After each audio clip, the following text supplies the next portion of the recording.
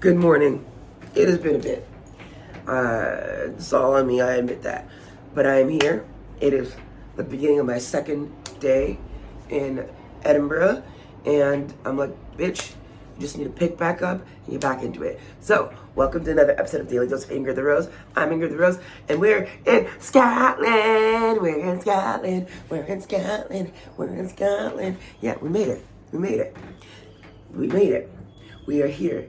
We are here in the land of the Scottish, where there's mountains and some hills. My show opens today. I do my first comedy set on another show, and also my show opens today. I did get one run of it done last week in Ottawa, which went well, but still, it was a very safe and familiar room, which interestingly is not as intimidating as it could be. So here goes. I really like it here.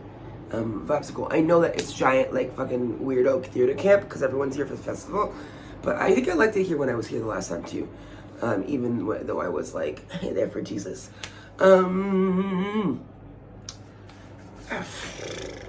just hopped out of bed, so I don't think I processed what I was gonna say. I was just like, I need to vlog. Yeah, I'm excited to be here. I'm scared to be here. I'm expectant while I'm here. There's still so many variables that I can't control, but I just know that I gotta do the thing. I get to come here and share art and meet cool humans who are making cool art, and that's exciting to me. And I feel humbled that I get to do that. And what else?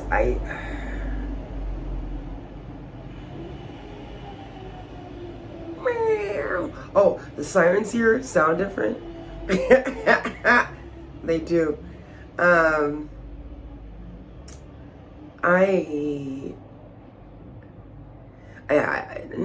We've talked about this before. I definitely am in a weird time where I'm really processing a lot, and I'm filtering through a lot, and I'm figuring out where I want to be and what I want to do and how I want life to look like, and I think this is part of it. It's scary because, oh my god, it's so expensive here. It's my dollar is almost worth 50 cents. Not me going, I guess we're gonna be fasting. No, that's not true. I'm still eating, don't worry. I wanna make art. I wanna talk about making art. I wanna talk about the nuances of art making.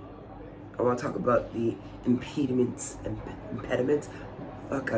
Those are moments when I'm like, English is my second language. The obstacles to art making, not just as a creative, in the creative process, but even systems. I think that matters. I think it matters that, I come from a world where blackness is not seen as mainstream culture. I think it matters that homophobia is still a real thing. I think it matters that a lot of the institutions that fund arts are tied to Zionism. I think it matters that a lot of the institutions that fund the arts are catered to the white gaze. I think that matters because it's real. And so how do we navigate that? How do we continue to make good art? I was talking to some folks, actually I had to talk back after my show on Tuesday, and folks were asking me about where I see this show and what I'm making it for, and I was like, look, the reality is one of my frustrations with Black Canadian theater is it feels like a lot of it's not made for me, even though in theory I'm the target audience. In theory, if you're making a Black play in Canada, I, as a Black theater maker and a Black theater lover, should in theory be the audience. But I see a lot of shows written by Black folks in Canada. I'm just like, oh, this ain't for me. This is not written for me. And you can feel it. It's translated to speak for the audience it's likely to be in front of. And I can't knock them for it. We all have bills to pay.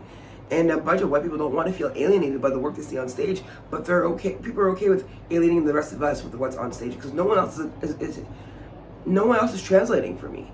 When they make art, they're making art in whatever voice they want, and they're not translating so I understand it.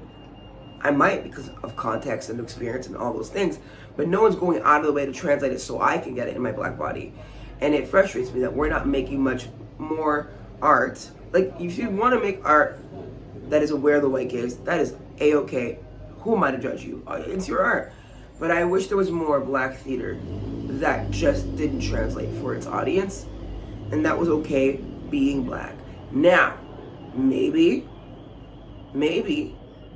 those who are writing that, creating that work, that is what being black is to them. And then who am I to fucking judge? Who am I? Who am I? The girl that, okay, you know what I'm saying? But as a black person existing in theater spaces, I am so fucking tired of being like, oh my gosh, black show, come see it, and sitting down and be like, who is this for? Because not me. And I want to make art that is true to my voice and true to my spirit and to the best of my ability, because we're all aware of being perceived. To the best of my ability is not like catering to the gaze of power and whiteness. That is the hope. If you enjoy it and you're powerful and white, great, dope, awesome. But it wouldn't be because I literally, like, I stifled myself to make you like it. That's something I do not want in the work I make. Anywho, I'm gonna go pick up some posters, and I want to check out my venue before the day. And I'd like to go for a run today, so we'll see if that comes out, you know? It's so hilly here, so we'll see how that goes. What else? I'm in Scotland! And that's that. Alright, love y'all. Bye. Mwah.